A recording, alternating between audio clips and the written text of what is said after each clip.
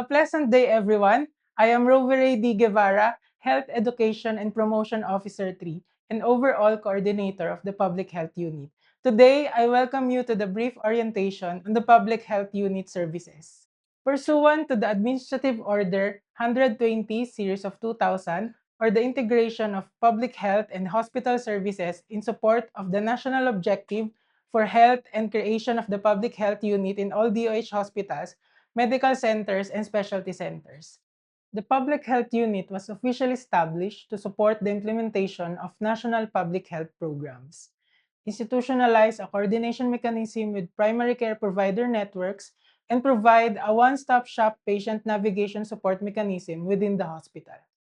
Our vision is to be a leader in advancing the health of the JRR MMC community through comprehensive health education and promotion, effective disease surveillance, and efficient patient navigation, fostering a healthier, more empowered institution aligned with the values of equity, prevention, accessible healthcare. We aim to, number one, promote health equity through comprehensive and inclusive public health programs that address the needs of patient and clients. Two, enhance preventive healthcare through implementation of health promotion campaigns, disease prevention programs, and early detection initiatives to reduce burden of illness. We strengthen community partnership through collaboration with LGUs, private institutions, and other stakeholders to develop sustainable public health solutions. And lastly, respond to public health challenges by ensuring readiness to address emerging public health issues. The Public Health Unit is composed of three sections. First, Health Education and Promotion. Second, Hospital Epidemiology and Surveillance. And lastly, the Healthcare Provider Network. The Health Education and Promotion section is responsible for overseeing and coordinating all health promotion initiatives in the hospital to benefit patients, families, and employees. These services aim to strengthen health literacy, encourage healthy behaviors, and create supportive environments that enable individuals and groups to take control of their health. Guided by the DOH Health Calendar, lay forums are conducted weekly at several patient waiting areas at the outpatient department. Different clinical departments and units are invited as speakers to provide patients with timely health information, promote healthy practices, and support disease prevention. Through these activities, we help transform waiting time into a valuable learning opportunity, reinforcing our role not only as healthcare providers, but also as educators in the community. Other health education and promotion programs are also aligned with the DOH 7 priority areas and 8-point action agenda, particularly Action Point 5, kung saan bawat komunidad ay makakaiwas sa sakit. Programs are also designed to educate hospital employees. They are provided with the up-to-date knowledge on disease prevention and healthy lifestyle and workplace practices. This is to ensure that staff can deliver safe, high-quality care while modeling healthy behaviors. Information education and communication materials are developed and reproduced to support our health education and promotion programs.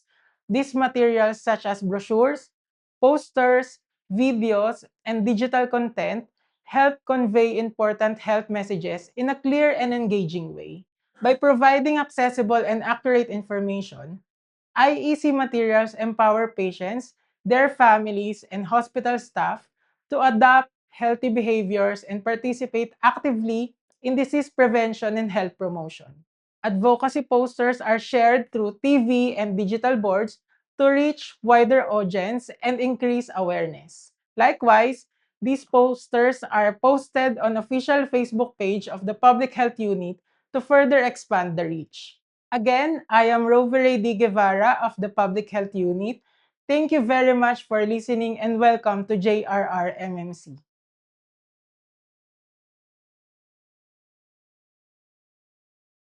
Good day, I am Christian James R. Anastasio, and I will be presenting an overview of hospital epidemiology and surveillance. In my role as a disease surveillance officer, I focus on the systematic collection, analysis, and interpretation of health data within the hospital setting to monitor disease trends, detect potential outbreaks, and ensure timely reporting of public health authorities. Through effective surveillance, the surveillance section helps support the implementation of appropriate interventions, protect patients and healthcare workers, and contribute to the overall control and prevention of diseases that may pose risk to the community. The Public Health Unit Health Epidemiology and Surveillance section also plays a vital role in protecting the public health through the systematic collection, validation, and weekly submission of reports on notifiable diseases in accordance with the latest guidelines of Philippine Integrated Disease Surveillance and Response Information System, or PIDSR-IS, which are integrated into the DOH Regional Epidemiology and Surveillance Unit, or RESU. Notifiable diseases and health events of public concern at the ER and ward level are currently reported to PHU-HES for verification and validation of cases, risk assessment to determine if the event poses a public health concern, and endorsement to hire surveillance system and infection prevention control unit if needed. Under the PIDSR, notifiable diseases are grouped into two categories.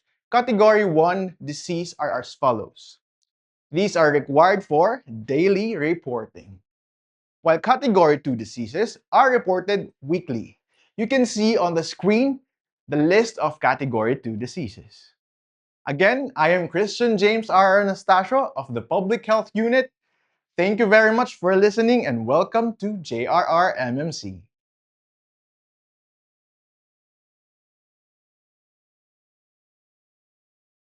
Good day, I am Mandrel N. Gutierrez, Health Education and Promotion Officer 2 from the Public Health Unit. The Healthcare Provider Network, or HCPN section, is responsible for coordinating patient care by ensuring a seamless navigation and referral process within the hospital and across the HCPN. These services help guide patients through the complexities of the healthcare system while addressing barriers such as knowledge gaps, fear, lack of coordination, and systemic fragmentation. This section caters to coordinated incoming and outgoing referrals to emergency service complex and outpatient departments. In this process, coordinated referrals are referred to as the referrals endorsed through the PHU HCPN section. Currently, the operating hours are from Monday to Friday, 8 o'clock a.m. to 5 o'clock p.m. For referrals beyond these hours, such as during weekends and holidays, referring institutions are requested to call the Emergency Service Complex via the posted trunk line. This is the current patient navigation pathway followed by the section. After receipt of referral via the posted QR code, data will be reviewed and validated by the assigned navigator on duty. Once all required information are gathered, the referral is endorsed to the appropriate clinical department. If referral can be accommodated, the referring institution is provided with instructions prior to transfer. These include accomplishment of the HCPN two-way referral form and a signed informed consent form. However, if they are not accepted for any reason, such as full bed occupancy or absence of specialists, they are advised to refer to other healthcare institutions or their referrals may be queued for transfer. For outgoing referrals, a QR code is also provided for hospital employees to fill out with necessary patient data. Similar to the navigation pathway for incoming referrals, outgoing referrals are also reviewed and validated by the navigator on duty prior to endorsement to other public health units of other institutions. Referrals are monitored and coordinated until they are accepted for transfer or provided with final disposition. You may find our contact details on the screen. Again, I am Ms. Mandrel N. Gutierrez of the Public Health Unit. Thank you very much for listening and welcome to JRR MMC.